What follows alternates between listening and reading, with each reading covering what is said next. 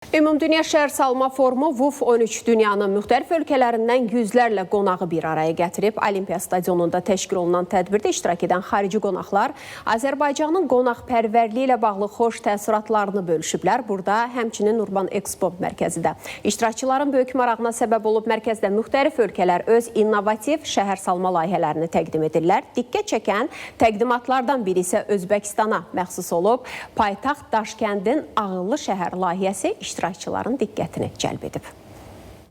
Bakının ev sahibliyi etdiyi Ümumdünya Şəhər Salma Forumu WUF 13 dünyanın bir çox ölkələrindən gələn qonaqların əhval-ruhiyyəsində xoş bir aura yaradıb. Foruma qatılan iştirakçılar şəhərin müasir görünüşünü, geniş infrastrukturunu və yüksək təşkilatçılığı xüsusi vurğulayırlar. Onların sözlərinə görə Bakı həm qədim tarixə, həm də müasir şəhər obrazına sahib nadir məkanlardan biridir. Mən Bangladeşdən gəlmişəm. Bu çox gözəl və əhəmiyyətli bir tədbirdir. Ölkəmi burada təmsil etdiyim üçün çox xoşbəxtəm. Tədbirin hazırlıq və təşkilatçılığı yüksək səviyyədədir. Şəhər inkişafı baxımından bu cür qlobal platformaların böyük əhəmiyyəti var.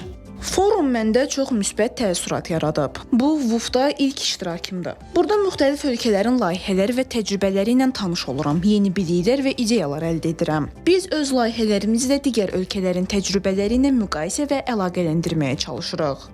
Bu məkanı ziyarət etmək və Bakıda baş verənlər yaxından görmək maraqlı idi. Forum həqiqətən də geniş miqyaslıdır və burada olmaq maraqlı təcrübədir. Dünyada şəhərsalma sahəsində baş verən dəyişiklikləri və inkişaf istiqamətlərini görmək mənim üçün maraqlıdır. Forum çərçivəsində Urban Expo mərkəzində yerli pavilyonlardan əlavə xarici stendlərdə müxtəlif layihələr təqdim edilir. Pavilyonda hər detal bir mesaj verir. Şəhərlər artıq sadəcə binalardan ibarət deyil, onlar insan həyatını asanlaşdıran canlı ekosistem.